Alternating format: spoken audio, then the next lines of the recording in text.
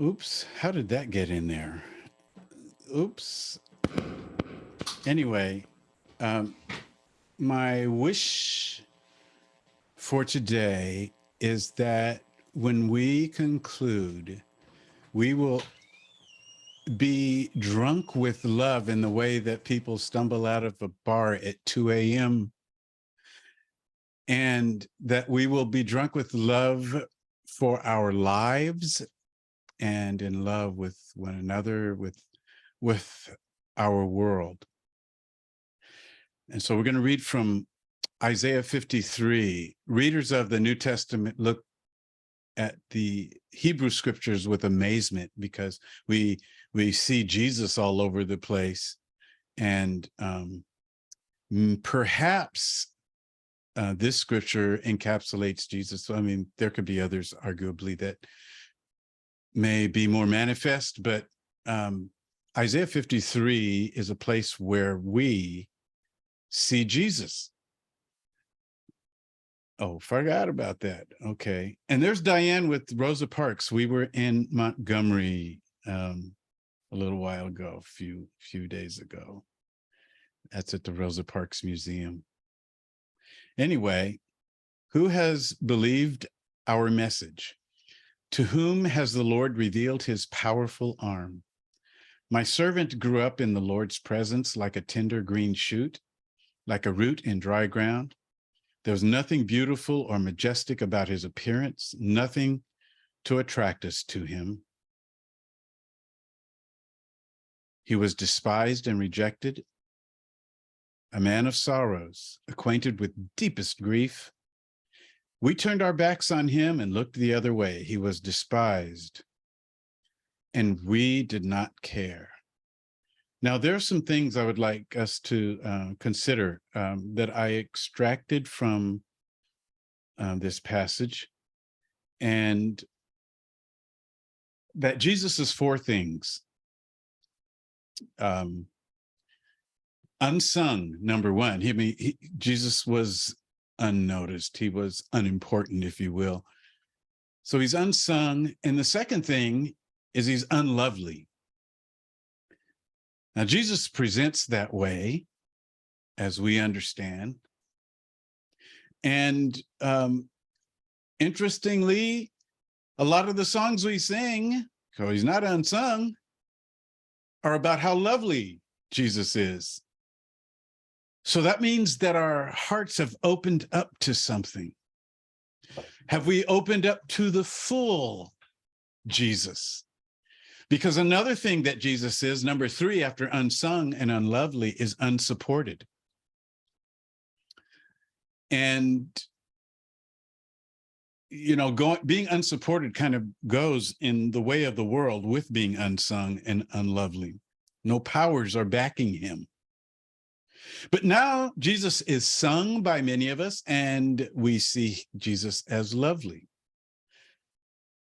though he is still often unsupported. And then number four, Jesus is unexpected, a root out of dry ground.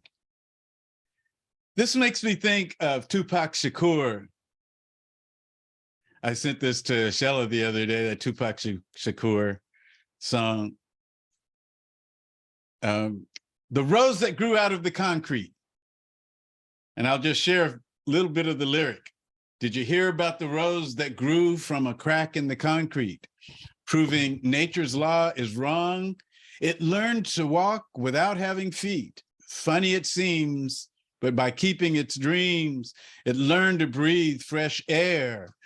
Long live the rose that grew from the concrete when no one else ever cared. It kind of makes me think of maybe in some way the ugly duckling. If we take this passage literally, then Jesus, you know, this is very far removed from Hollywood Jesus. Jesus had a face that only a mother could love. But is there better love than that?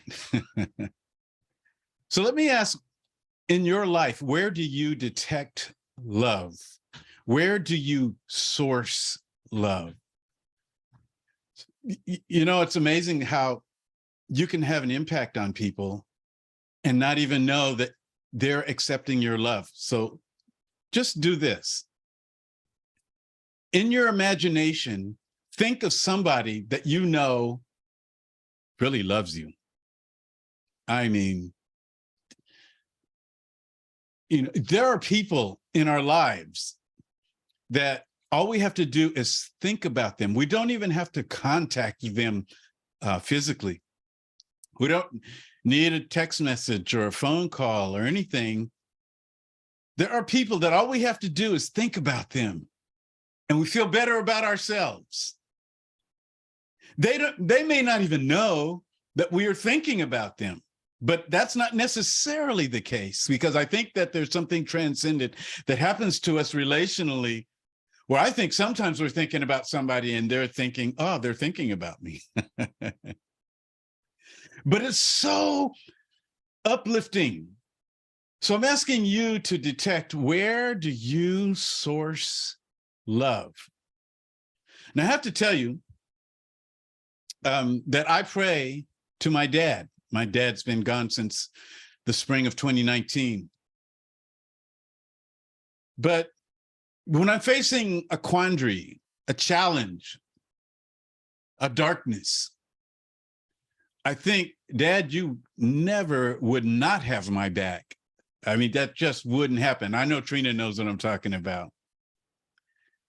You would never not have my back. So in this situation that I'm dealing with, Dad, we're gonna do this. And this is the way that my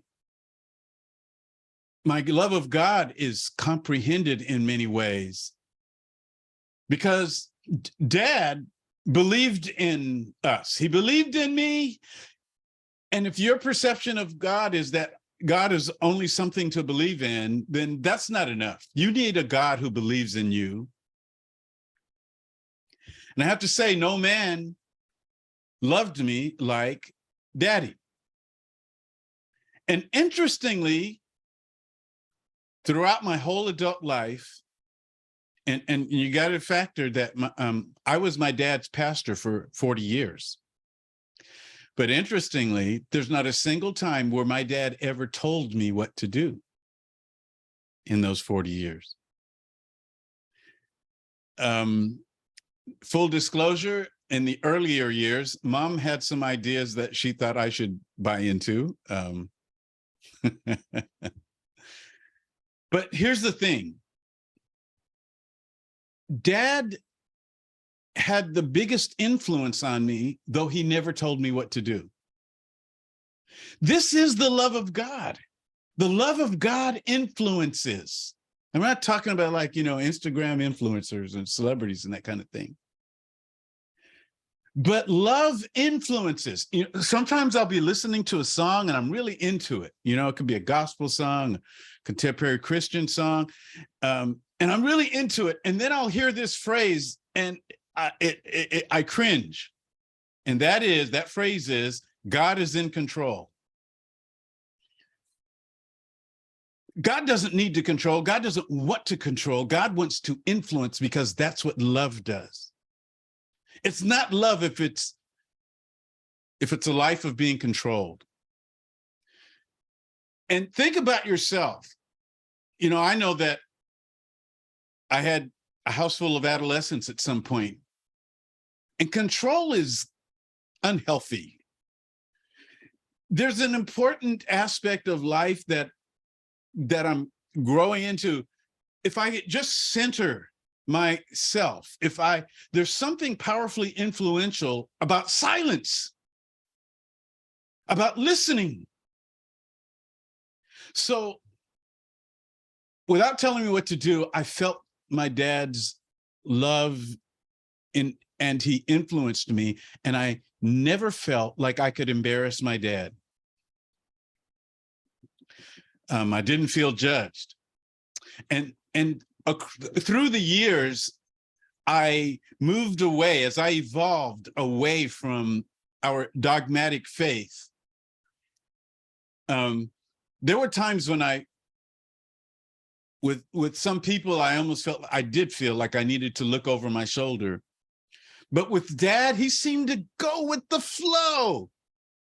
In fact, I think in some ways he was relieved that some of the boundaries and rules, were not necessary. Because Dad joined the Navy, and he saw the world. He had lots of experiences, and the little world that we were confined to, if you will, made less sense to him. So I think he was kind of relieved, but he never got in the way. He went with the flow, and I want you to think about who it is that influences you, who doesn't have to tell you what to do in order to influence you. Because they have more power, more sway in your life, over your soul, than the people who are setting up rules for you. Have you ever done someone a really small favor? Like, they were getting on a bus with you, and you just moved over for them, and they poured out their heart. They were ready to tell their life story. You're wondering, oh, what? This is great, but what happened? How is this happening?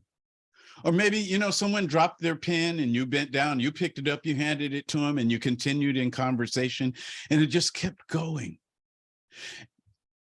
Please reconsider if you're tempted to dismiss this as, well, they needed somebody to talk to and they wanted a stranger, and I'm the person who picked up this hitchhiker, and they opened up their souls to me because they know that I can't judge them because I don't know them and they'll never see me again. But there's more to it than that. You displayed your humanity, and the two of you connected. And it was a moment. It was a powerful moment. And this person, whoever they were, maybe you remember their name 5 years later. Yeah, man, I remember Kenny. I wonder where Kenny is. Well, the reason and you may be a person who forgets people's names all the time, but somehow this name is embedded in your thoughts. You connect it at a deep level, because the truth is intimacy is not reserved for people that you live with or that you're around all the time. Intimacy is a quality of humanity, and you experienced it with a person who you didn't know. So this is an argument for small favors, for sharing a smile, a kind word. This is an argument for that, because in that you are experiencing, as it goes forward, you're experiencing intimacy, and intimacy is vitamins for your soul, minerals for your soul. It's health for your soul. So let me ask, how often do you express love for yourself? Because if you are expressing love for yourself, you're doing God's work. God wants you to do this. Imagine yourself, going to a meeting or a party or something. You walk in the room and nobody notices that you walked in the room. So you are unsung, maybe unlovely, unappealing, unattractive, because you're not a mover and a shaker necessarily. And you're also unexpected. You walk in this room, what are you thinking? Are you nervous? Are you wondering if you will be accepted? Because what you should do when you walk in this room is recognize that you are the rose that came out of the crack in the concrete And if nobody sees you, you see you. And you're wondering, yeah, they don't know. They'll sing about me later. They'll call me lovely later. This is your attitude, that when you express love for yourself in this way, and you're not waiting for someone else to come and welcome you to the party, to come and shake your hand and say, you know, I'm glad you're here. I'm glad you came. You told yourself that. I'm glad I'm here. I am, you can tell yourself this, I am a bad mother, shut your mouth. I am the one. They don't know it, but I am the one. You gotta look at yourself that way. Unapologetically loving yourself. And you might say to yourself, okay, I'm unexpected, so I am a surprise to everybody else. But I'm not a surprise to me, because I knew I had it. I knew I had it going in. Before I showed up, I knew I was bringing it. This is the way that we enter into every situation. We enter into life. Even if to others we have that face that only a mother could love, even if we don't manifest, at least they don't perceive that we're manifesting all of this glory, all of this wonder, all of this amazingness. But you're doing God's work in the same way that my dad was doing God's work when he believed in me, when he loved me, when he influenced me. The same is true for you in every situation. Yeah. You may be a surprise, but you're not, don't be a surprise to you.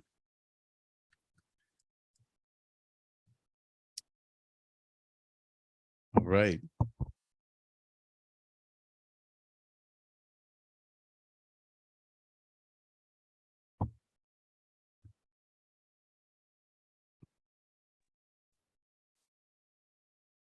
Hi, Junior.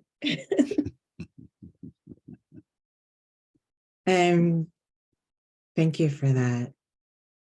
I had someone tell me, someone who's been a mentor from afar in my life for many years, that if other people don't tell you that you're a badass, make sure you tell yourself. And I love that piece of advice.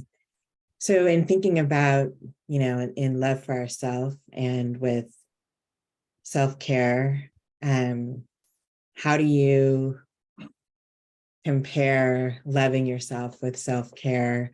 Are they aligned? Are there differences? Yeah, I think they are inseparable. Yeah. I was just thinking when you said self-care, I was thinking that last week, Diane and I, we were in Jamaica. We were at a resort with this big room full of water, hydrotherapy. And I remember just going in there and sitting and being quiet for about 40 minutes with water splashing all over. For some reason, at that point, Diane and I were the only people in this huge room that, like the size of a gymnasium with all kinds of water, streaming and jets going and all that. And for some reason, we were the only ones there. And I just sat there and I was quiet. And I felt, I just took in the water and the silence. That was self-care. But really, it was me taking time for myself. Yeah. Love. So do you get to stages where you are not taking time for yourself? And if so, what does that look like for you?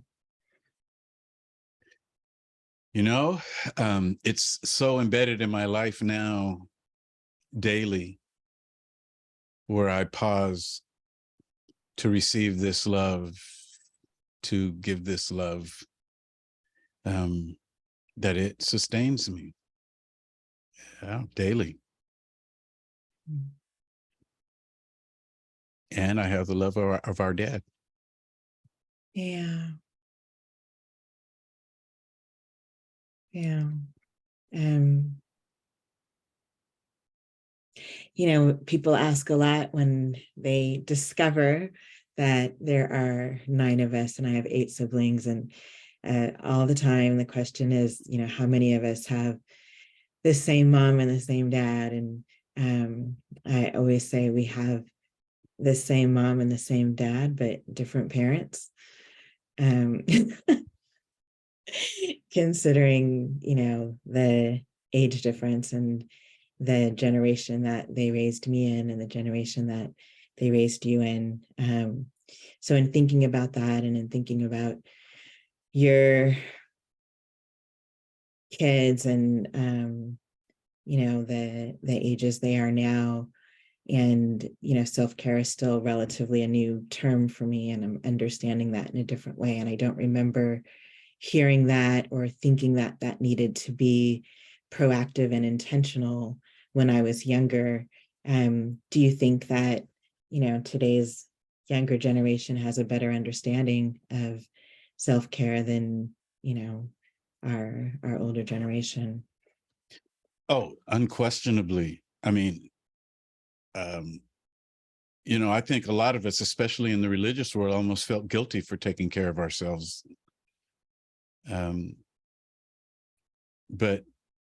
But in more recent years, I think for me, and I don't know what others here might say, maybe you can weigh in. It took a while for me to actually accept that because I was so conditioned to not do that, that started for a while. I kind of felt guilty. I felt like, whoa, why should I do this for myself? I should go do it for someone else. And in time, I began, everything changed. My perception, my theology, everything changed. And so now I see that when I love me, that's God's work. That's God loving me, telling me to do the same thing. And then I think so, if I'm loving me and taking care of me, then the people around me get the best of me. Well, yeah, yeah. It's taking that oxygen mask and putting it on ourselves first before trying to care for folks around us. I was thinking about one more thing, and then I'll open it up for y'all. Thinking about mentoring and the sometimes pressure of knowing that you are someone's mentor. And I've had people tell me, or ask me, will you be a mentor? Or you're a mentor for me. And that feels like a lot of pressure, feels very differently than someone, 20 years later or 10 years later saying, thank you for mentoring me through this. Being at the kind of middle of the journey or the end of the journey, instead of being asked to be the mentor at the beginning of the journey. And I was just thinking about that in terms of influence, and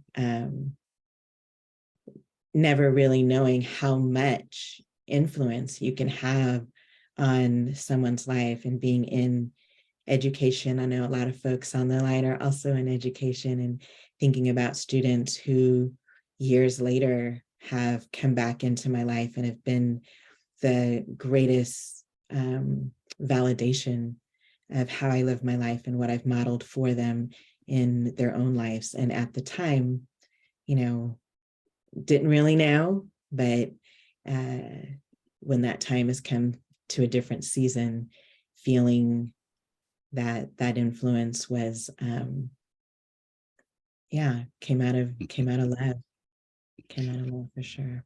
You made me think of something that happened, and it happened more than once, but when we were young and young pastors, I connected with a lot of college students from both Westmont and UCSB.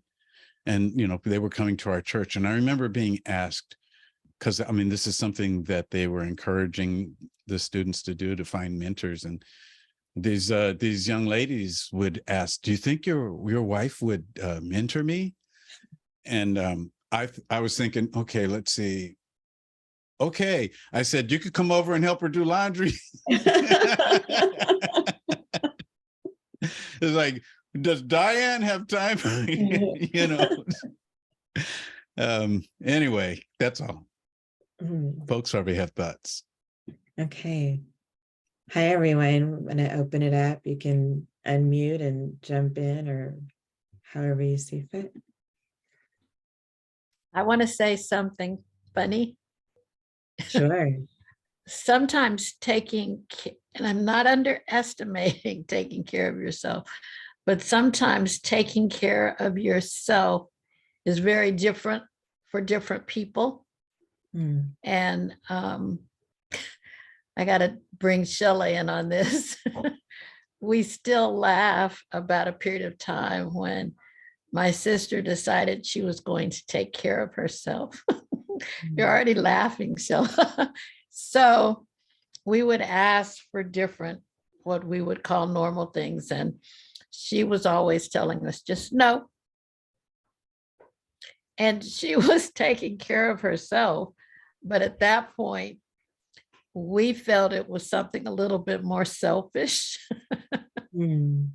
But it doesn't matter. That was her taking care of herself. I'm still kind of laughing because I wanted her to handle it differently, to say that no, but that was how she did it. Just no, no explanation, nothing, just no.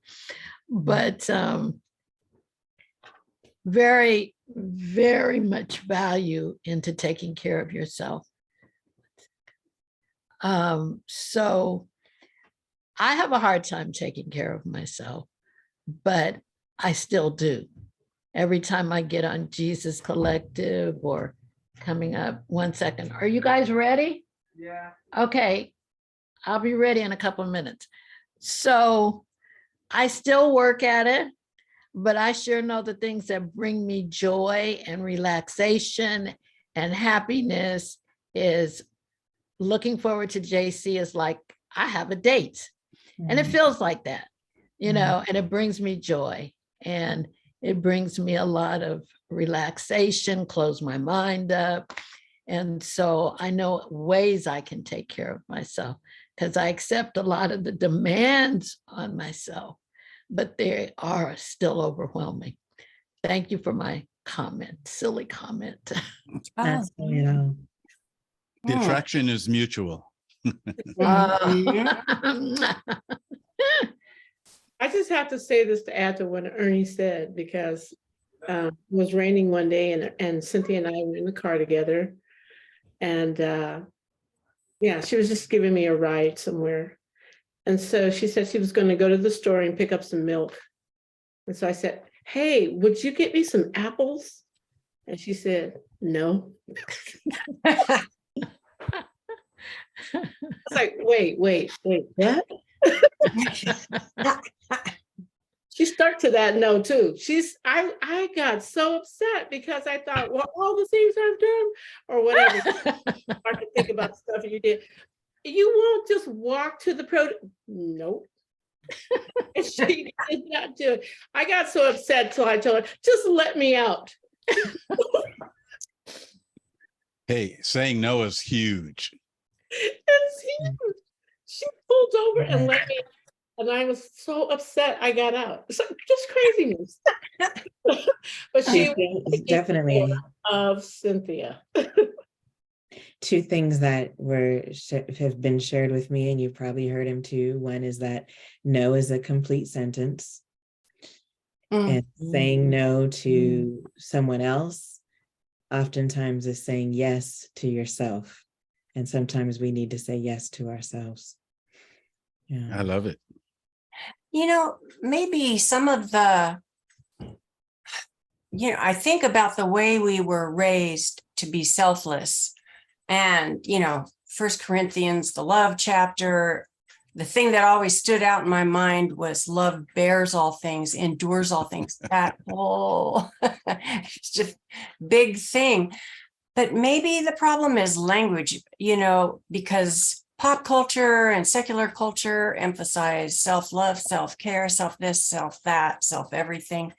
And it just raises our hackles because it seems so selfish. But when I think, like Trina was saying, what it does to me when I am indulging in self-care, what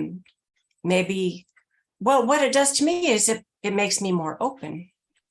And so it puts me in a condition, in a state where God can work with me.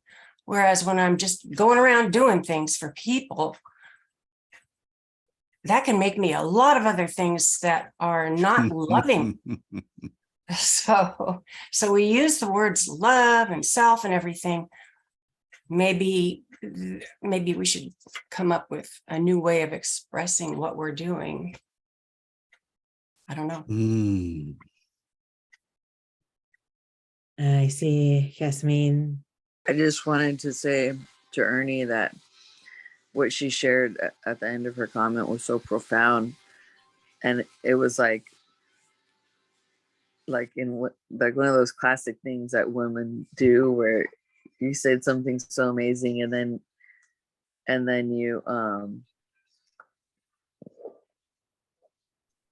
you're like, but it was a silly comment, though, like kind of dismissed it, but it wasn't, because you said I still deal with all of the things. I'm paraphrasing, right? I still deal with all of the things that I need to, and I do it, but it's still overwhelming. And I can totally relate to that, because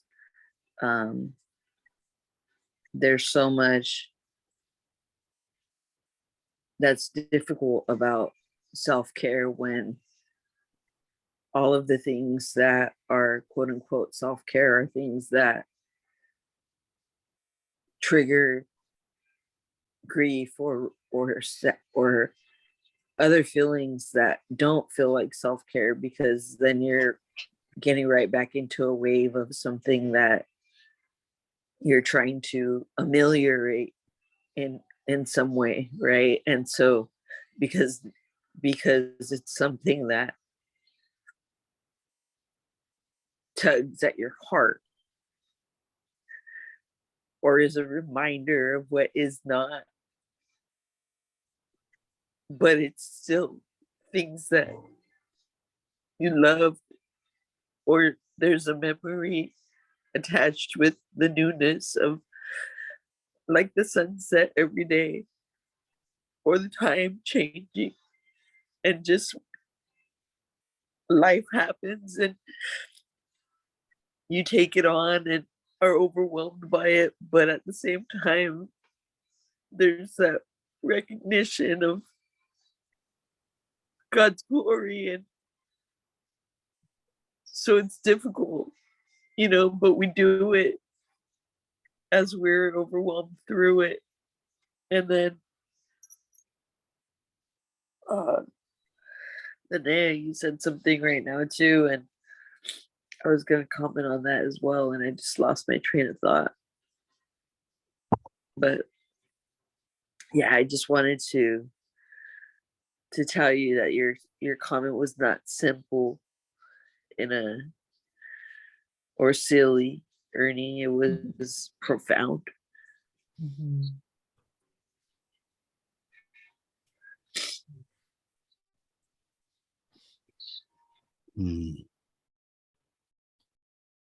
Shella? Hasmin. I just wanted to say, I was thinking about, as Hasmin was talking, how many women, especially, maybe men do this as well, or maybe I'm just not thinking about how men do it, but how many women have to just continually operate in survival.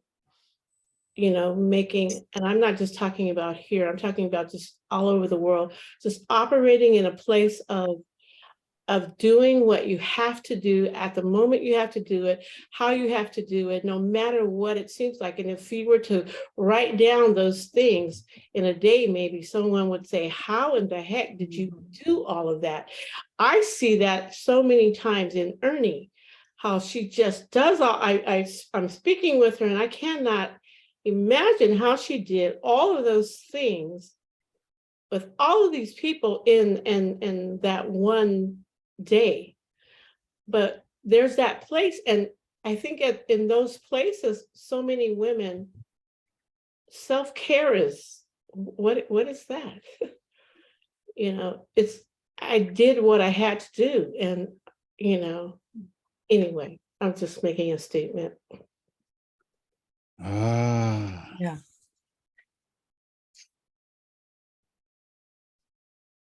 I sent Trina. Oh, go ahead, Barbara. Oh, I just wanted to make a quick comment about your comment, David. When you were talking about, I just thought it was interesting. You were talking about your dad and how he influenced you without really saying specific words. And he like gave you, it sounds like, this unbridled confidence. And I think the confidence to say, like, I am worth it. Like, I am worth all of it. And I think the hard part for me is I see so many kids every day that don't have, that maybe didn't get that. I'm not saying they didn't get that from anybody, but maybe not in the spades that they need to say that, like, I am worth it. I have that confidence to then do those things for myself. Like, I'm glad I'm here. I'm glad I'm in the room. Like, it's more of a question of like, I would love to be able to I don't know how to give that to people or how people get that. Like, just kind of a question I'm posing. Let me respond to that, please, Barbara. I just had a conversation a few days ago with a dear friend who did not have this experience. And yet this man who's so full of love, and some of you recognize the name, and I know Kathleen will for sure. Dan Hodson. Mm-hmm. Yep. So if you know Dan, you know what love feels like. And Dan did not. He grew up with a dad, but he chose to live. He said, I'm going to be everything my dad is not. So that gives you an idea of what his dad was like throughout his lifetime. He said, you know, this is how I became who I became by deciding this. And I replied, I said, you know, the same thing with me when I wrote my book about my life in my memoir in evangelicalism. If I had not been close to some pastors here who I began to find unchanging and rigid. If I had not been in relationship, they were in my mind when I wrote the book, because I had confidence that I was not merely being speculative, because I'd been in the belly of that beast. So if you don't have an experience that you adore like I do, like Trina does, it doesn't have to stop you from being what you want to be. You can still fully be who you are. Yeah.